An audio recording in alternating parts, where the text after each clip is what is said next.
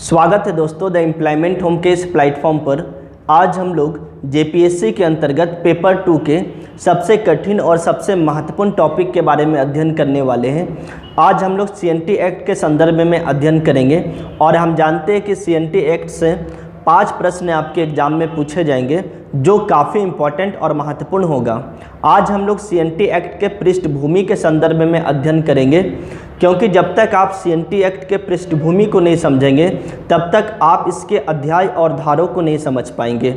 आज हम लोग इसके पृष्ठभूमि को एक कॉन्सेप्ट के साथ अध्ययन करेंगे, इसलिए आप वीडियो को पूरे अंत तक देखिए। आपको सीएनटी एक्ट से जुड़े हुए जितने भी डॉट्स होंगे वो सारे डॉट्स इस वीडियो के बाद क्लियर हो जाएंगे। आज के वीडियो के बाद हम लोग सीएनटी एक्ट के धाराओं का अध्ययन करेंगे, वो भी काफ़ी सिंपल और सरल भाषा में आपको एक कॉन्सेप्ट के साथ इन धाराओं का अध्ययन करवाएंगे। चलिए स्टार्ट करते हैं। आज हम लोग सीएनटी एक्ट के संदर्भ में इसके पृष्ठभूमि के बारे में अध्ययन करते हैं। हम जानते हैं कि भारत में व्यापार करने के लिए कई सारी कंपनियां यूरोप में स्थापित की गई। फ्रांसीसियों ने भी कंपनी स्थापित की, पुर्तगालियों ने भी कंपनी स्थापित की, डच और अंग्रेज़ों ने भी कंपनियां स्थापित की। ये कंपनियां भारत में मसालों के व्यापार के लिए स्थापित की गई थी, क्योंकि भारत में मसालों का जो उत्पादन था, मसालों का जो डिमांड था, वो यूरोप के देशों में सबसे ज़्यादा था। विशेषकर भारत में जो काली मिर्च का उत्पादन होता था, काली मिर्च का डिमांड यूरोप के देशों में काफ़ी ज़्यादा था, क्योंकि यूरोपीय देशों के जो लोग थे वो मांस का सेवन करते थे। और हम जानते हैं कि मांस को लंबे समय तक प्रिजर्व रखने के लिए, संरक्षित रखने के लिए या सुरक्षित रखने के लिए हमें मसाले की आवश्यकता थी। इसलिए यूरोप के देशों पर भारत के मसालों का डिमांड काफ़ी ज़्यादा था। इसलिए यूरोप के देशों ने भारत में मसालों का व्यापार करने के लिए कंपनियां स्थापित की थी और भारत में आई और भारत में व्यापार किया। इसी क्रम में अंग्रेज़ों ने भी ब्रिटेन में एक कंपनी स्थापित की। अंग्रेज व्यापारियों ने दिसंबर 1600 ईस्वी में ब्रिटेन में कुछ अंग्रेज व्यापारियों के समूह ने भारत में व्यापार करने के लिए एक कंपनी स्थापित की। इस कंपनी को हम लोग ब्रिटिश ईस्ट इंडिया कंपनी के नाम से जानते हैं। हम जानते हैं कि जिस समय यह कंपनी ब्रिटेन में स्थापित की गई थी, इस समय ब्रिटेन में महारानी एलिजाबेथ का शासन था। इन अंग्रेज व्यापारियों ने अर्थात ब्रिटिश ईस्ट इंडिया कंपनी ने महारानी एलिजाबेथ से भारत में व्यापार करने की अनुमति मांगी। महारानी एलिजाबेथ ने इस कंपनी को अर्थात अंग्रेज़ों की कंपनी को भारत में व्यापार करने की अनुमति दी। जैसे ब्रिटिश ईस्ट इंडिया कंपनी को महारानी से अनुमति मिला, अंग्रेजी ईस्ट इंडिया कंपनी ने व्यापार करने के लिए भारत पहुंच गई। जब British east India company Bharat पहुंची तो इस समय भारत पर मुग़ल बादशाहों का शासन था और मुग़ल सत्ता पर जहांगीर गद्दी पर बैठे हुए थे। जहांगीर का शासन था, मुग़ल बादशाह जहांगीर का शासन था। तो यहाँ पर अंग्रेज आए, अंग्रेज व्यापारी आए और अंग्रेज व्यापारियों ने भारत में व्यापार करना शुरू किया, भारत में अपने व्यापार का फैलाव करना शुरू किया। जब अंग्रेज़ों का व्यापार का फैलाव बढ़ गया तो अंग्रेज़ों को एक फैक्ट्री की ज़रूरत थी, यानी एक गोदाम की ज़रूरत थी, ताकि जो वस्तुओं का व्यापार किया जा रहा है उस वस्तुओं को रख सके, उस गोदाम में रख सके। तो फैक्ट्री का यहाँ पर ये अर्थ नहीं है कि यहाँ पर कोई प्रोडक्शन का कार्य होता होगा। फैक्ट्री का यहाँ पर अर्थ है कि उन वस्तुओं को रखने के लिए एक स्थान चाहिए था, एक गोदाम चाहिए था। तो भारत में जब अंग्रेज़ों का व्यापार का फैलाव हुआ तो अंग्रेज़ों को एक फैक्ट्री की आवश्यकता पड़ी। तो भारत में है ना, इस समय सरकार, भारत में इस समय जो सरकार है, जो राजा है, जो बादशाह है, वो जहांगीर है और सरकार के आदेश के बिना किसी भी क्षेत्र पर फैक्ट्री स्थापित नहीं की जा सकती थी। इसलिए अंग्रेज़ों ने सोचा कि मुग़ल बादशाह जहांगीर के दरबार में जाकर फैक्ट्री खोलने की एक अनुमति, एक परमिशन ले लिया जाए। और इस समय ब्रिटेन का राजा जेम्स प्रथम था।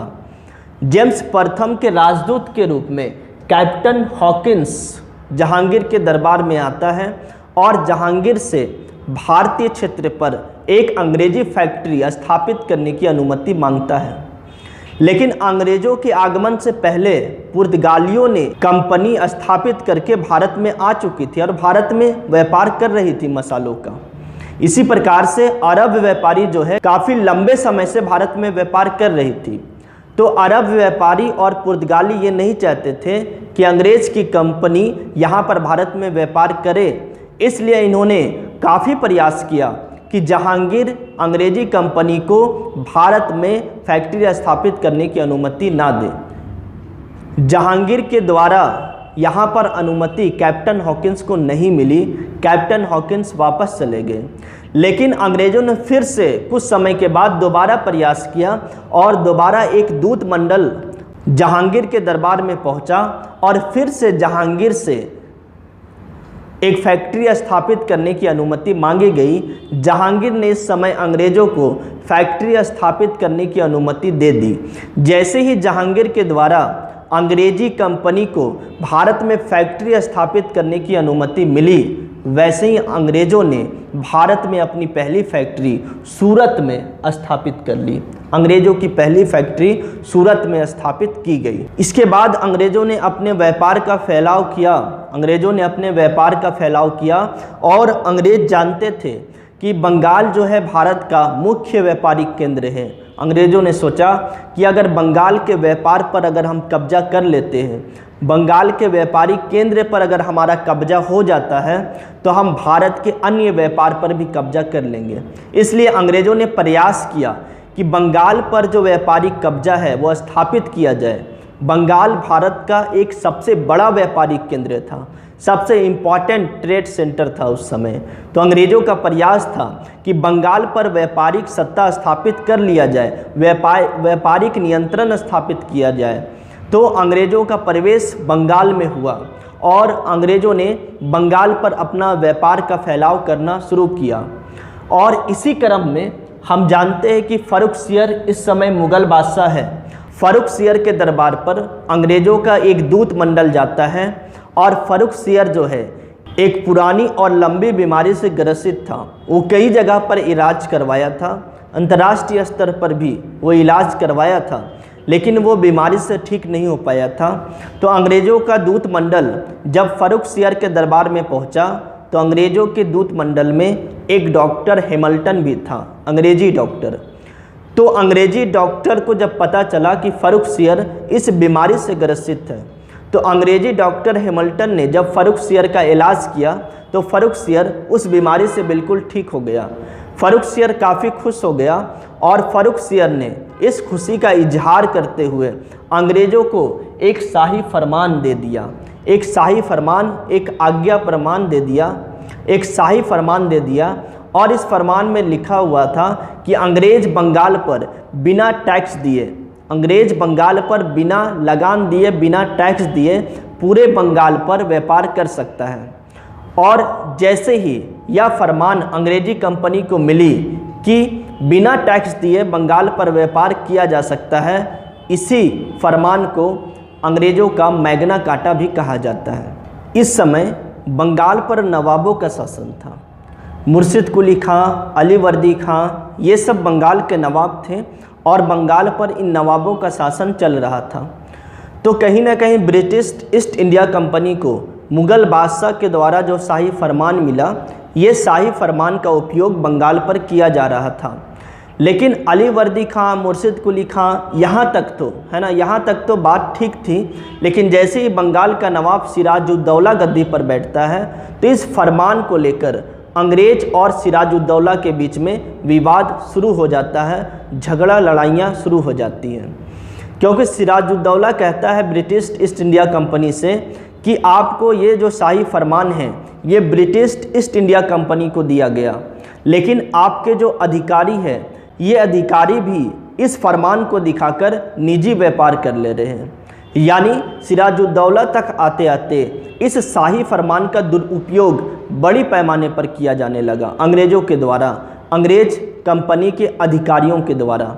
क्योंकि ये जो शाही फरमान था, ये ब्रिटिश ईस्ट इंडिया कंपनी को मिला था। ब्रिटिश ईस्ट इंडिया कंपनी शाही फरमान का उपयोग तो कर रही थी, लेकिन वहाँ पर काम करने वाले जो अधिकारी थे, ये अधिकारी भी इस शाही फरमान का उपयोग करके अपना निजी व्यापार कर रहे थे, अलग से व्यापार कर रहे थे। और चूंकि बंगाल पर एक बड़े पैमाने पर व्यापार हो रहा था और नवाब के खजाने पर 1 रुपया भी नहीं पहुँच रहा था, तो सिराजुद्दौला काफ़ी परेशान था। सिराजुद्दौला आर्थिक रूप से काफ़ी कमज़ोर हो जा रहा था। सिराजुद्दौला ने कहा कि आप इस शाही फरमान का दुरुपयोग करना बंद कर दीजिए, लेकिन अंग्रेज़ नहीं माने। परिणाम ये हुआ कि नवाब सिराजुद्दौला और अंग्रेज़ों के बीच में 1757 ईस्वी में प्लासी का युद्ध हुआ। और प्लासी का युद्ध 1757 ईस्वी में नवाब सिराजुद्दौला और अंग्रेज अधिकारी, अंग्रेज सेनापति रॉबर्ट क्लाइव के बीच में हुआ। रॉबर्ट क्लाइव ने सिराजुद्दौला के जितने महत्वपूर्ण सेनापति थे और बंगाल के जितने भी महत्वपूर्ण व्यक्ति, महत्वपूर्ण सेठ थे, वो सारे को खरीद लिया था इस युद्ध से पहले। और सिराजुद्दौला के जो सबसे महत्वपूर्ण सेनापति था, उसका नाम था मीर जाफ़र। अंग्रेज़ों ने मीर जाफ़र से कहा कि अगर इस युद्ध में तुम हमारा साथ देते हो तो सिराजुद्दौला को हराने के बाद हम बंगाल का नवाब तुमको बनाएंगे। तो मीर जाफ़र जो है अंग्रेज़ों के साथ मिल गया। इसी तरह से बहुत सारे ऐसे देशद्रोही, भारत के गद्दार जो अंग्रेज़ों का साथ यहाँ पर देते हैं, उनका नाम है मीर जाफ़र, जगत सेठ, राय दुर्लभ। ये कुछ व्यक्ति थे जो अंग्रेज़ के तरफ हो जाते हैं। अंग्रेज़ों ने धोखेबाजी से, चालबाजी से 1757 के प्लासी के युद्ध को जीत लिया और इस युद्ध में नवाब सिराजुद्दौला की हत्या कर दी गई। जब प्लासी का युद्ध अंग्रेज़ों ने जीता तो बंगाल से करोड़ों रुपए की लूट की गई।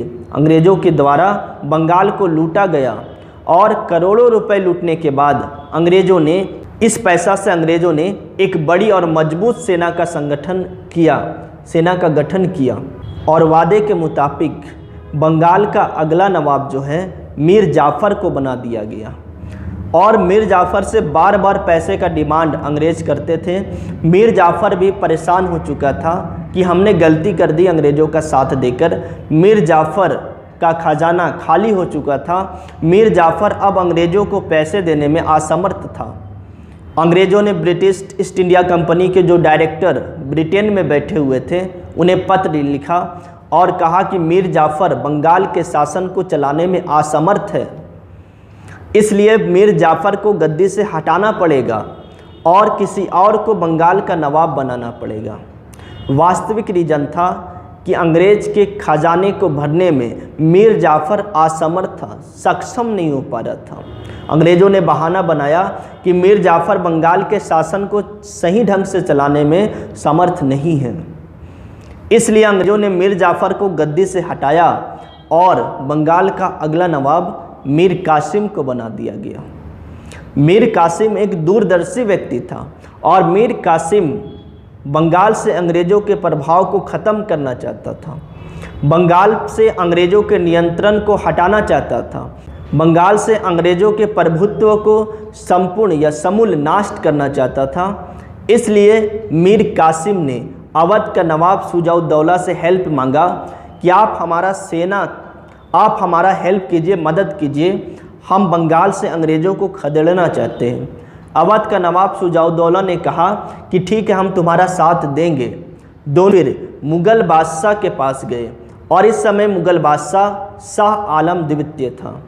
इन दोनों ने शाह आलम द्वितीय से हेल्प मांगा, मदद मांगी और कहा कि आप भी हमारा मदद कीजिए, हम तीनों मिलकर एक मजबूत सेना बनाएंगे और बंगाल से अंग्रेज़ों को भगाने का प्रयास करेंगे या भगाएंगे।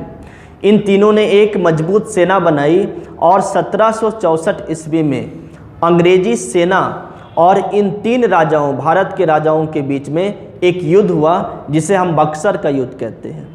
लेकिन इस बक्सर के युद्ध में अंग्रेज़ों ने अपने सैन्य बल से भारत के 3 राजाओं को एक ही साथ एक ही मैदान पर हरा दिया।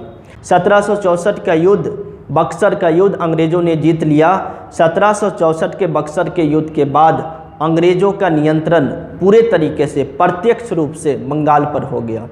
1757 के प्लासी के युद्ध में अप्रत्यक्ष रूप से बंगाल पर नियंत्रण अंग्रेजों का हुआ था, लेकिन 1764 के युद्ध को जीतने के बाद प्रत्यक्ष रूप से बंगाल पर नियंत्रण अंग्रेजों का हो गया और 1764 के युद्ध ने भारत का गुलामी का द्वार अंग्रेजों के लिए खोल दिया।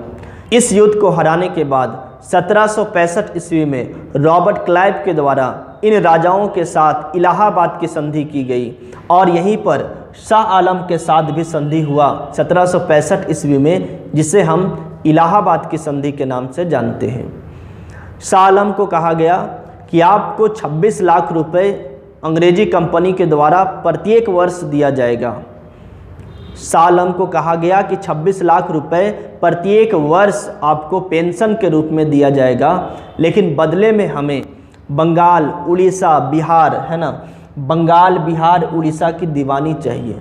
हम जानते हैं कि इसी समय बिहार में झारखंड थी। इस संधि के माध्यम से अंग्रेजों को, अंग्रेजी कंपनी को बंगाल, बिहार, उड़ीसा की दीवानी मिल गई।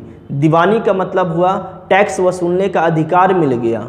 इससे पहले जनता से टैक्स वसूलने का अधिकार राजा का हुआ करता था, नवाबों का हुआ करता था।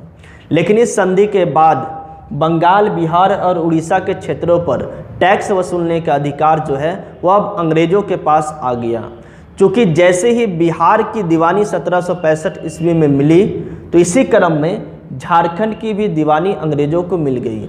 जैसे ही छोटा नागपुर के क्षेत्रों की दीवानी अंग्रेजों की मिली, अंग्रेजों ने लेट नहीं किया, तुरंत झारखंड में प्रवेश किया और 1767 ईस्वी में अंग्रेजों का छोटा नागपुर के क्षेत्रों पर प्रवेश हुआ। अंग्रेज सिंहभूम के क्षेत्रों में सबसे पहले प्रवेश किए और अंग्रेजों का सबसे पहला प्लान था कि छोटा नागपुर के क्षेत्रों पर, झारखंड के क्षेत्रों पर जितने भी पुराना राजा शासन कर रहे, सब पुराने राजाओं को गद्दी से हटाया जाए और अपने संरक्षण में कोई नया राजा गद्दी पर बैठाया जाए। क्यों? क्योंकि जब अंग्रेजों के संरक्षण, अंग्रेजों के हेल्प से जब छोटा नागपुर के क्षेत्रों पर राजा गद्दी पर बैठेंगे, तो अंग्रेजों के मन मुताबिक लगान देंगे, मन मुताबिक टैक्स देंगे। और अगर पुराने राजा जो है वो गद्दी पर बैठे हुए हैं, तो जब अंग्रेज पुराने राजाओं से पैसा मांगेंगे तो मन मुताबिक लगान पुराने राजाओं से अंग्रेजों को प्राप्त नहीं होगा। इसलिए अंग्रेजों ने सबसे पहले झारखंड के क्षेत्रों में प्रयास किया कि जितने भी छोटा नागपुर के क्षेत्रों पर पुराने राजा हैं, सबको अपदस्थ किया जाए और उसके स्थान पर अपने संरक्षण में, अपने मुखौटे के तौर पर छोटा नागपुर के क्षेत्रों पर नए राजाओं को स्थापित किया जाए, ताकि मन मुताबिक उन क्षेत्रों से लगान को वसूला जा सके। इसका बेहतर एग्जाम्पल हम देख सकते हैं, अंग्रेजों ने सबसे पहले 1767 ईस्वी में जगन्नाथ ढाल जो थे सिंहभूम के राजा, उसे गद्दी से हटाया और नींबू ढाल को राजा बना दिया। इसी प्रकार से 1771-72 में अंग्रेज अधिकारी, अंग्रेज सेनापति जैकब कैमक ने पलामू को जीता, पलामू का विजय किया और इस समय पलामू के राजा चित्रजीत राय थे। अंग्रेजों ने चित्रजीत राय को अपदस्थ किया गद्दी से और उसके स्थान पर गोपाल राय को गद्दी पर बैठाया।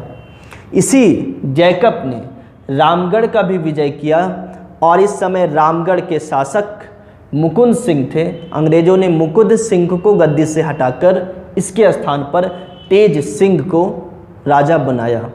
इसके बाद अंग्रेजों ने छोटा नागपुर के क्षेत्रों में नियमित टैक्स वसूलने का प्रयास किया और अलग अलग प्रयास किया। उदाहरण के लिए अंग्रेजों ने 1775 ईस्वी में एस.जी. व्हिटली के द्वारा पलामू, रामगढ़ और छोटा नागपुर खास के अंतर्गत रांची, गुमला, लोहरदगा, तो इन तीनों क्षेत्रों का, पलामू, रामगढ़ और छोटा नागपुर खास के क्षेत्रों के लिए पहला सिविल कलेक्टर नियुक्त किया गया और इस सिविल कलेक्टर को आदेश दिया गया कि आप इन क्षेत्रों पर नियमित टैक्स वसूलने का प्रयास करें। लेकिन इसके बावजूद भी यहाँ से, इन क्षेत्रों से नियमित टैक्स वसूलने में ये कलेक्टर जो है वो असफल रहा। इसके बाद 1780 ईस्वी में रामगढ़ जिला का गठन किया गया और रामगढ़ जिला के अंतर्गत पलामू, छोटा नागपुर खास और हजारीबाग को शामिल किया गया और रामगढ़ जिला का कमान एक ऐसे व्यक्ति को दे दिया गया, एक ऐसे अधिकारी को दिया गया जिसके पास कलेक्टर का भी पावर था, मजिस्ट्रेट का भी पावर था, जज का भी पावर था। यानी 1780 में रामगढ़ जिला का गठन किया गया और रामगढ़ जिला के अंतर्गत जितने भी क्षेत्र आ रहे थे उन क्षेत्र का प्रशासनिक हेड जो है एक ऐसे व्यक्ति को बना दिया गया जिसके पास 3 पावर थे, जिसके पास तीनों अधिकार थे, मजिस्ट्रेट, कलेक्टर और जज का अधिकार था। क्यों? इन क्षेत्रों से नियमित टैक्स वसूलने के लिए। इसके बावजूद भी नियमित टैक्स वसूला नहीं जा सका, इसके बावजूद भी इन क्षेत्रों पर शांति स्थापित नहीं की गई, इन क्षेत्रों पर अभी भी विद्रोह की प्रवृत्ति नहीं रोकी जा सकी।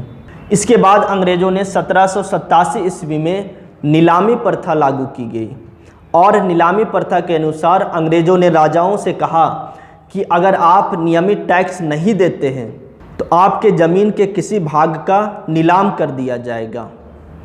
अंग्रेजों ने छोटा नागपुर के क्षेत्र के राजाओं पर नियमित टैक्स लगा दिया और नीलामी प्रथा के अनुसार कहा कि आपको प्रत्येक वर्ष हमारे द्वारा तय किए गए लगान आपको देना पड़ेगा। अगर आप प्रत्येक वर्ष लगान को देने में असमर्थ हैं तो आपके क्षेत्र का कुछ भाग दूसरे को नीलाम कर दिया जाएगा। इसके अंतर्गत कई राजाओं की भूमियों को नीलाम किया गया, उनके भूमि के किसी क्षेत्र को छीनकर दूसरे व्यक्तियों को दे दिया गया। इसी क्रम में बहुत सारे साहूकार, महाजन, ठेकेदार, इन सभी लोगों का छोटा नागपुर के क्षेत्रों पर आगमन हो जाता है, विकास हो जाता है।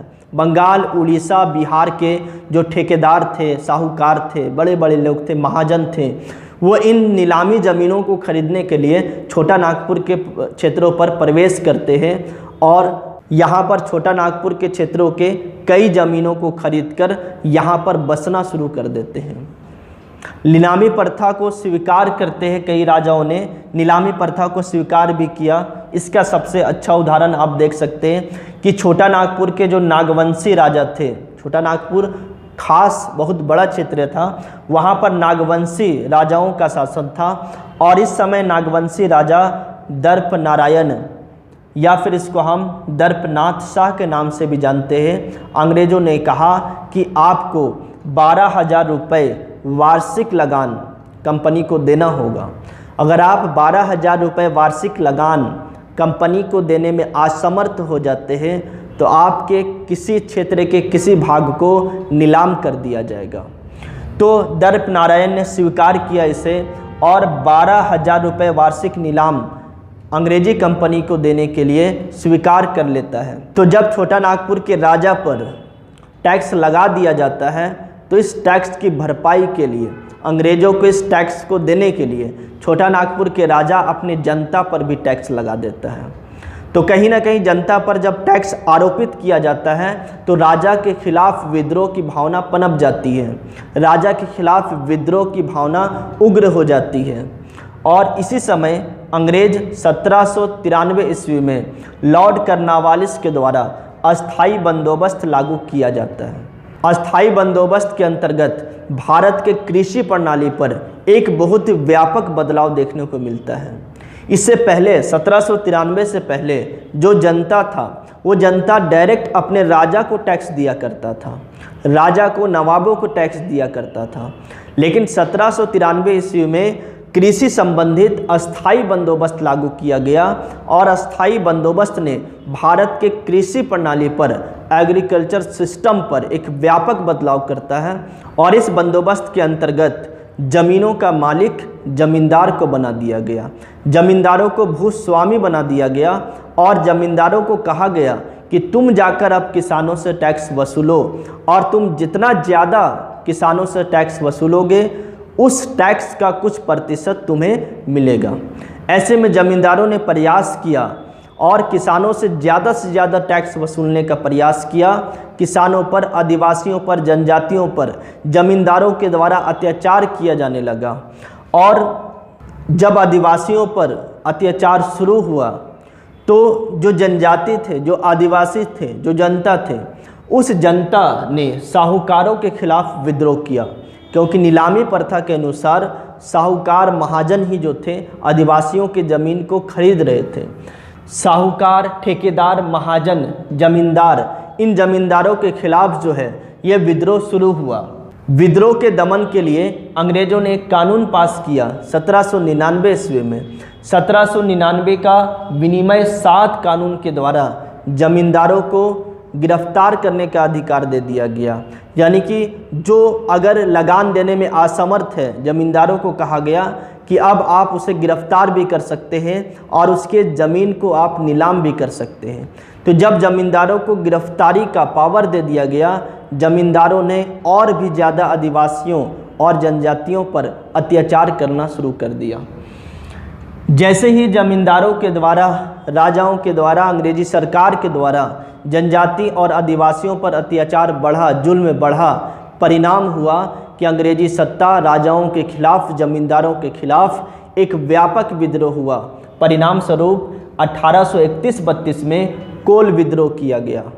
कोल विद्रोह एक व्यापक विद्रोह था, कहीं न कहीं अंग्रेजी सत्ता को हिलाकर रख दिया, अंग्रेज़ों के अंतर आत्मा को हिलाकर झकझोर करके रख दिया। ये इतना व्यापक आंदोलन, व्यापक विद्रोह था कोल विद्रोह। फिर भी अंग्रेज़ों ने दमन चक्र चलाया और दमन चक्र के माध्यम से गिरफ्तारी की, आदिवासियों की, जनजातियों की गिरफ्तारी की गई, मारपीट की गई, गांव में घुसकर उसे गिरफ्तार किया गया, आदिवासियों को गांव को जला दिया गया। आदिवासियों ने घर छोड़कर, अपने घर छोड़कर भाग गए।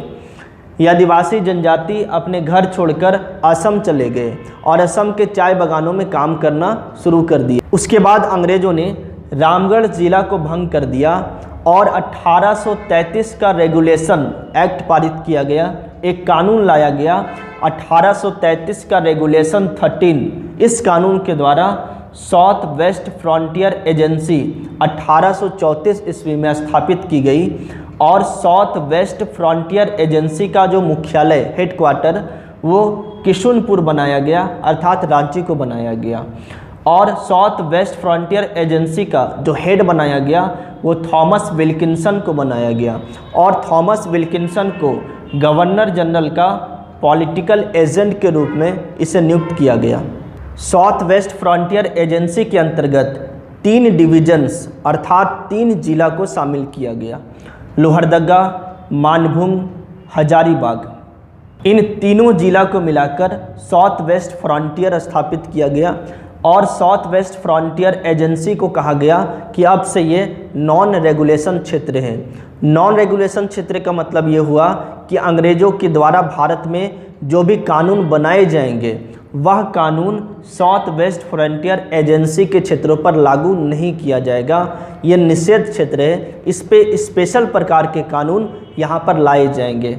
तो 1834 ईस्वी में 3 क्षेत्रों को मिलाकर साउथ वेस्ट फ्रंटियर एजेंसी बनाया गया और 1837 ईस्वी में इस एजेंसी में चौथा क्षेत्र को, चौथा जिला को भी शामिल किया गया, जिसको हम कहते हैं सिंहभूम जिला।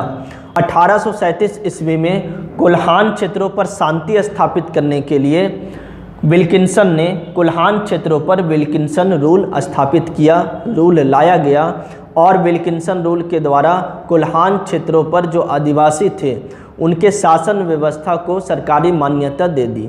लेकिन ये सब करने के बावजूद भी ये कानून जो है या फिर ये जो प्रयास जो है वो इन क्षेत्रों पर कुशल प्रशासन देने में असमर्थ रहा और इन क्षेत्रों पर शांति स्थापित करने में यह असफल रहा।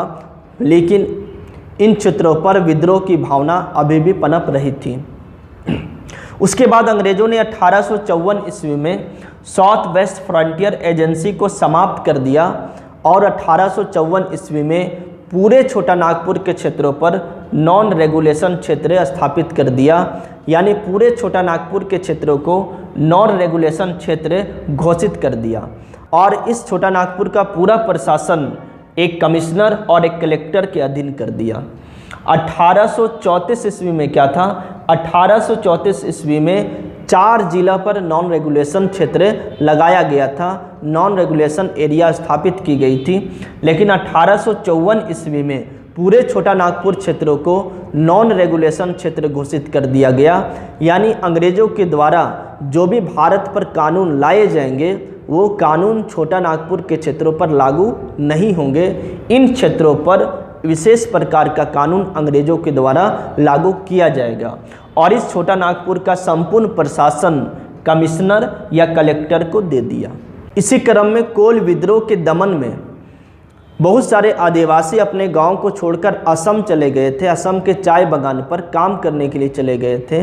अब उनका वापसी होता अपने क्षेत्र पर, अपने भूमि पर, अपने मातृभूमि पर, और असम के जो आदिवासी वहां पर काम कर रहे थे वो वापस आते हैं। और जब वो वापस आते हैं तो देखते हैं कि उनके ज़मीनों पर साहूकार, महाजन, जमींदारों का कब्जा हो गया है। अंग्रेज़ों से गुहार लगाई जाती है यहाँ पर कि हमारे ज़मीनों को जो कब्जा किया गया है, हमारे ज़मीनों को वापस किया जाए। परिणाम स्वरूप ज़मीन वापसी के लिए जनजातियों के द्वारा एक व्यापक आंदोलन चलाया जाता है जिसको सरदारी आंदोलन कहते हैं। यह एक मुल्की आंदोलन था, काफ़ी लंबे समय तक चला। 1858 से लेकर 1895 तक अपने ज़मीन को वापस लेने के लिए जनजातियों के द्वारा सरदारी आंदोलन चलाया गया। अंग्रेज़ों ने सरदारी आंदोलन को, सरदारी विद्रोह को समाप्त करने के लिए एक सर्वे कराया 1862 ईस्वी में। लोकनाथ शाही एक लोकल जमींदार थे। लोकनाथ शाही के नेतृत्व में 1862 ईस्वी में छोटा नागपुर के क्षेत्रों पर एक सर्वे किया गया और सर्वे पर पाया गया, लोकनाथ शाही ने जो इस सर्वे के आधार पर जो प्रस्ताव अंग्रेजी सरकार के सामने पेश किया गया उसमें पाया गया कि वास्तविक रूप से इन ज़मीनों को साहूकार और ठेकेदार के द्वारा हड़प लिया गया है और इन ज़मीनों का वास्तविक मालिक जनजाति है। इस आधार पर अंग्रेज़ों ने एक कानून पास किया 1869 ईस्वी में, जिसको हम छोटा नागपुर टेन्योर एक्ट के नाम से जानते हैं। हिंदी में इसे छोटा नागपुर भूधृति अधिनियम। और यह जो कानून था वह सिर्फ भूइंहर ज़मीनों के लिए था।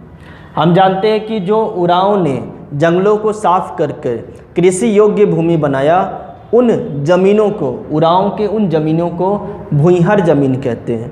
इसी प्रकार से वह मुंडा जिसने जंगल को साफ करके खेती बनाया, जंगल को साफ करके कृषि योग्य भूमि बनाया, उन ज़मीनों को खुटकटीदार कहते हैं। सदानों के द्वारा जो भूमि तैयार की गई जंगलों को साफ करके उसे कोड़कर भूमि कहा गया। और जनजातियों को राजाओं के द्वारा जो ज़मीनें दान की गई उन ज़मीनों को राजहंस ज़मीन कहा जाता है। लेकिन यह जो अधिनियम था, यह अधिनियम सिर्फ उरांव की ज़मीनों के लिए था, अर्थात भूइंहर ज़मीनों के लिए था। इस अधिनियम में लिखा गया था कि ऐसे सारे भूइंहर जिनके ज़मींदार, ठेकेदार या फिर साहूकार के द्वारा हड़प ली गई है, उन ज़मीनों को वापस कर दिया जाएगा। लेकिन सरदारी आंदोलन पर जितने भी व्यक्ति शामिल थे उन्होंने कहा कि हम आंदोलन को तभी समाप्त करेंगे जब हमारे पूर्वजों की सारी ज़मीनें वापस नहीं मिल जाए। यानी सरदारी आंदोलन का उद्देश्य था कि खुटकटी ज़मीन, कोड़कर ज़मीन, भूइंहर ज़मीन, राजहंस ज़मीन सारे के सारी हमारी वापस कर दी जाए। लेकिन इस कानून के अंतर्गत सिर्फ भूइंहर ज़मीन वापस करने का प्रस्ताव था। परिणाम स्वरूप सरदारी आंदोलन अभी भी 1869 के बाद भी चलता रहा, आगे बढ़ता रहा। अंग्रेज़ों ने ज़मींदारों को सुविधा देने के लिए यहाँ पर एक और कानून पास किया 1879 ईस्वी में, जिसको हम छोटा नागपुर जमींदार एवं काश्तकार प्रक्रिया अधिनियम कहते हैं। 1869 ईस्वी में छोटा नागपुर टेन्योर एक्ट जो लाया गया, यह कानून सिर्फ भूइंहर ज़मीनों के लिए था, यानी उरांव के ज़मीनों के लिए था।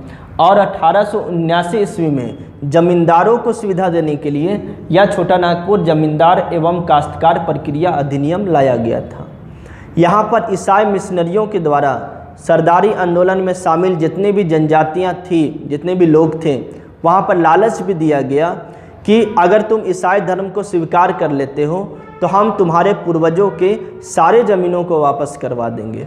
इस लालच में कई आदिवासी, कई जनजाति अपने धर्म को छोड़कर ईसाई धर्म में परिवर्तन कर लेते हैं, ईसाई धर्म को स्वीकार कर लेते हैं। ईसाई धर्म के स्वीकार होने के बाद भी ईसाई मिशनरियों ने इन जनजातियों की कोई मदद नहीं की। परिणाम स्वरूप 1890 तक आते आते ईसाई मिशनरियों के खिलाफ जनजातियों के मन में एक उग्र भावना थी।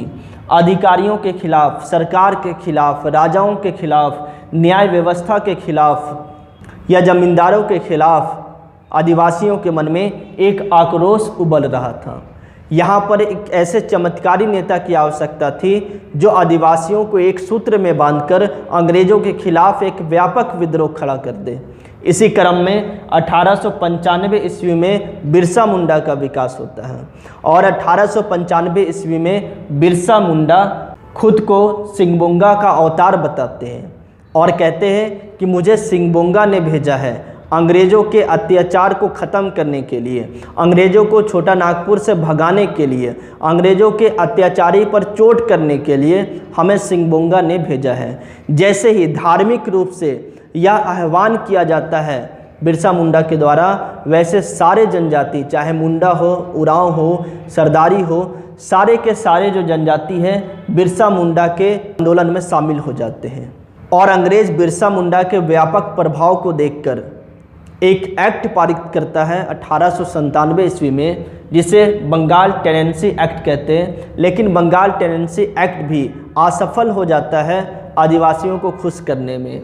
परिणाम स्वरूप 1899 और 1900 ईस्वी के आसपास में बिरसा मुंडा के नेतृत्व में एक व्यापक और हिंसात्मक विद्रोह होता है। इस विद्रोह ने अंग्रेजी सत्ता को हिलाकर रख दिया और अंग्रेज़ों के अंतर आत्मा को हिलाकर रख दिया। अंग्रेज जान गए कि अगर कोई नियमित कानून यहाँ पर नहीं लाया जाएगा तो आगे जाकर व्यापक विद्रोह होंगे और हमें छोटा नागपुर के क्षेत्रों को छोड़कर भागना पड़ेगा।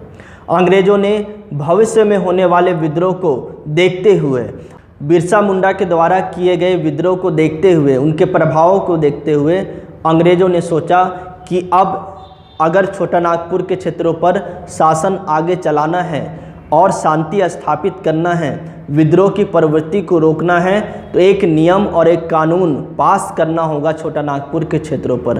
अंग्रेज़ों ने 1902 ईस्वी में सर्वे कराया गया, इन क्षेत्रों पर अस्थायी शांति कैसे स्थापित की जा सकती है, विद्रोह की प्रवृत्ति को हमेशा के लिए कैसे रोका जा सकता है, भविष्य में होने वाले जितने भी विद्रोह है इन विद्रोहों से कैसे बचा जा सकता है, इसके लिए कौन सा कानून छोटा नागपुर क्षेत्रों पर लाया जाए। 1903 ईस्वी में रिपोर्ट पेश किया गया और इस सर्वे के आधार पर छोटा नागपुर के क्षेत्रों पर वायसराय लॉर्ड मिंटो के समय 11 नवंबर 1908 ईस्वी को CNT एक्ट पास किया गया, छोटा नागपुर काश्तकारी अधिनियम पास किया गया, जिसे बंगाल रेगुलेशन 6 1908 कहा जाता है। और यह जो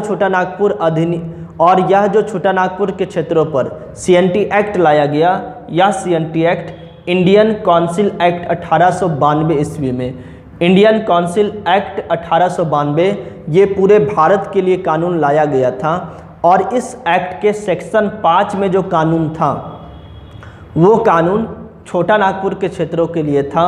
और इंडियन काउंसिल एक्ट 1892 के सेक्शन 5 में CNT एक्ट कानून था और इस सेक्शन के अंतर्गत छोटा नागपुर के क्षेत्रों पर 11 नवंबर 1908 ईस्वी को CNT एक्ट पास किया गया, CNT एक्ट लागू किया गया।